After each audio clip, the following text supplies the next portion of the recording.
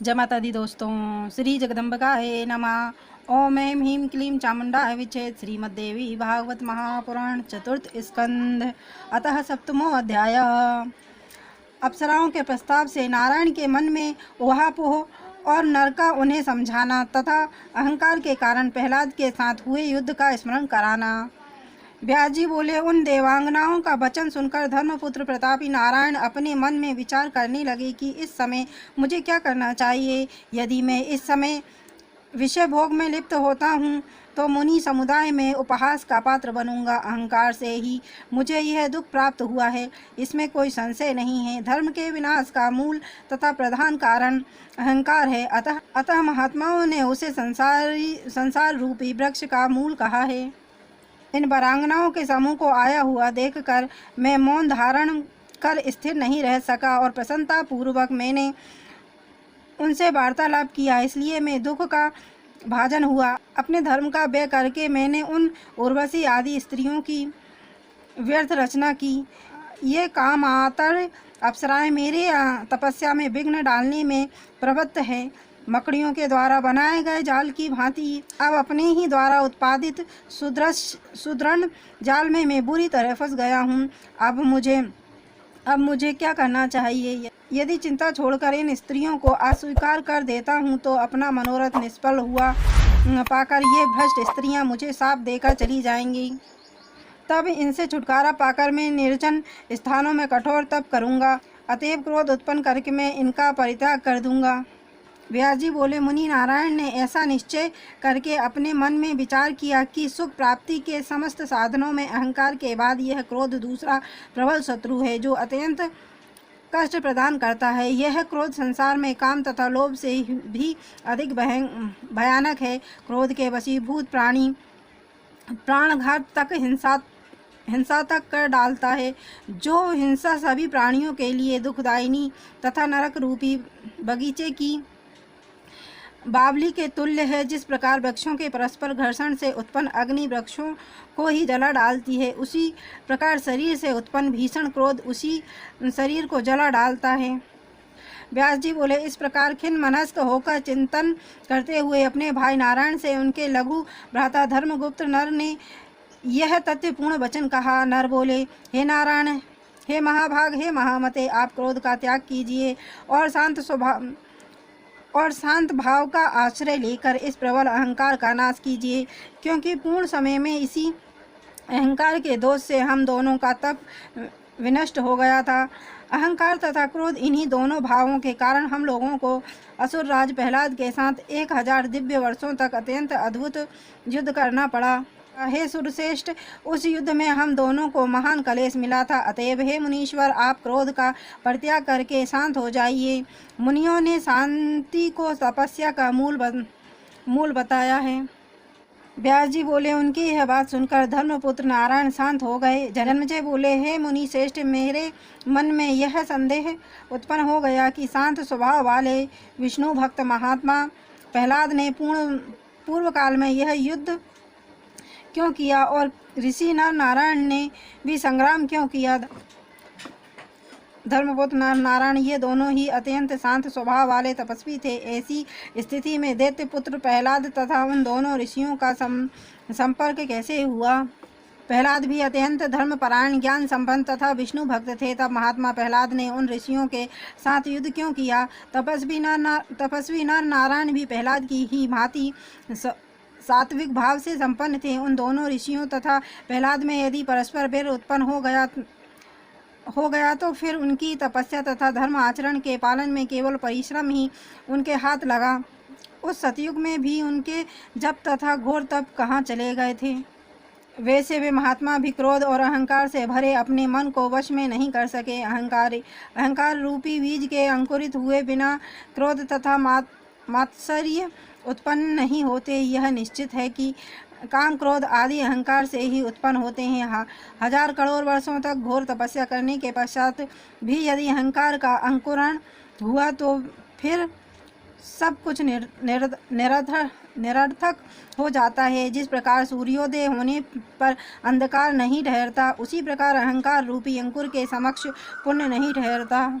हे महाभाग, प्रहलाद ने भी भगवान नर नारायण के साथ संग्राम किया, जिसके कारण पृथ्वी पर उनके द्वारा अर्जित समस्त पुण्य व्यर्थ हो गया।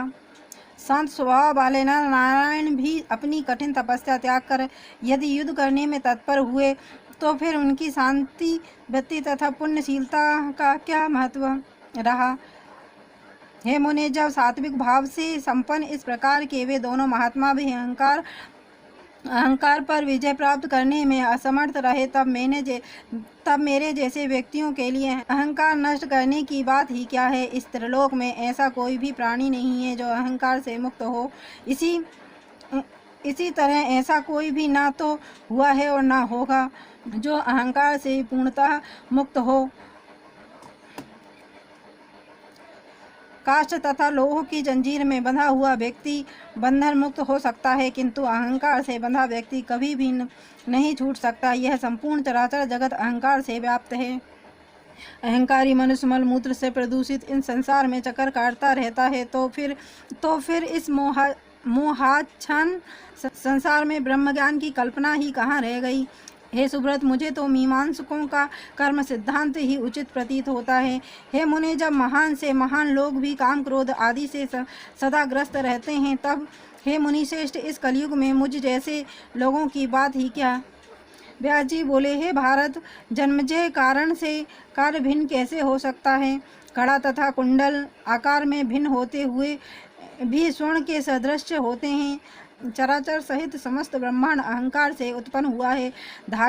धागे से निर्मित होने के कारण वस्त्र उनके अधीन कहा गया है। अतएव वस्त्र रूपी कार्यतंतु रूपी कारण से पृथक कैसे रह सकता है।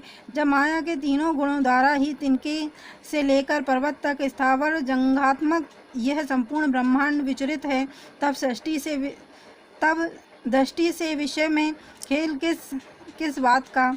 हे निपश्रेष्ठ, ब्रह्मा विष्णु तथा शिव भी अहंकार से मोहित होकर इस अत्यंत अगाध संसार में भ्रमण करते रहते हैं। वशिष्ठ, नारद आदि परम ज्ञानी मुनिगण भी अहंकार के वशीवर्ती होकर इस संसार में बार बार आते जाते रहते हैं। हे नृपश्रेष्ठ, तीनों लोकों में ऐसा कोई भी देहधारी नहीं है जो माया के इन गुणों से मुक्त होकर शांति धारण करता हुआ आत्मसुख का अनुभव कर सके। हे नृपश्रेष्ठ, अहंकार से उत्पन्न काम क्रोध लोभ तथा मोह किसी भी देहधारी प्राणी को नहीं छोड़ते। वेद शास्त्रों का अध्ययन, पुराणों का पर्यालोचन, तीर्थ भ्रमण, दान ध्यान तथा देव पूजन करके भी विषयासक्त प्राणी चोरों की भांति सभी कर्म करता रहता है। काम मोह और मद से युक्त होने के कारण प्राणी आरंभ में कुछ विचार ही नहीं करता। हे कुरुनंदन, सत्ययुग, त्रेता और द्वापर में भी धर्म का विरोध किया गया था, तो आज कलयुग में उसकी बात ही क्या। इसमें तो दोष, स्पर्धा, लोभ तथा क्रोध सर्वदा ही विद्यमान है। संसार ऐसे ही स्वभाव वाला है, इस विषय में संदेह नहीं करना चाहिए। संसार में मत्सरहीन साधु पुरुष विरले ही होते हैं। क्रोध तथा ईर्षा पर विजय प्राप्त कर लेने वाले तो दृष्टांत मात्र के लिए मिलते हैं। राजा बोले, वे लोग धन्य तथा पुण्यात्मा हैं जिन्होंने मद तथा मोह से छुटकारा प्राप्त कर लिया है। जो सदाचार परायण तथा जितेंद्रिय हैं, उन्होंने मानो तीनों लोकों पर विजय प्राप्त कर ली है। अपने महात्मा पिता के पाप का स्मरण करके मैं दुखित रहता हूँ। उन्होंने बिना किसी अपराध के एक तपस्वी के गले में मरा हुआ सर्प डाल दिया। अतः हे मुनीश्वर, अब मेरे आगे उनकी क्या गति होगी। बुद्धि के मोहग्रस्त हो जाने पर क्या कार्य हो जाएगा, यह मैं नहीं जानता। मूर्ख मनुष्य केवल मधु देखता है, किंतु उसके पास ही विद्यमान गहरे प्रपात की और नहीं निहारता। वह निंदनीय कर्म करता रहता है और नरक से नहीं डरता। हे मुने, अब आप मुझे विस्तार पूर्वक यह बताइए कि पूर्व काल में प्रहलाद के साथ नर नारायण का घोर युद्ध क्यों हुआ था। प्रहलाद पाताल लोक से सारस्वत महातीर्थ पवित्र बद्रिका आश्रम में कैसे पहुँचे, यह भी मुझे बताएं। शांत स्वभाव वाले मुनि श्रेष्ठ नर नारायण तो महान तपस्वी थे। तब हे मानद, उन दोनों ने प्रहलाद के साथ युद्ध किस कारण से किया। प्रायः धन अथवा स्त्री के लिए लोगों में परस्पर शत्रुता होती है। तब हर प्रकार की इच्छाओं से रहित उन दोनों ने वह भीषण युद्ध क्यों किया, और उन नर नारायण को सनातन देवता जानते हुए भी महात्मा प्रहलाद ने उनके साथ युद्ध क्यों किया? हे ब्राह्मण, मैं विस्तार पूर्वक इसका कारण सुनना चाहता हूँ। इति श्रीमद्देवी भागवते महापुराणे अष्टादशसहस्रस्यां संहितां चतुर्थस्कन्धे अहकण्डारावर्तन वर्णनम नामः सप्तमो अध्याय। देवी भागवत की यदि आपको महिमा सुनना पसंद है, चैनल को लाइक एंड सब्सक्राइब करें। धन्यवाद।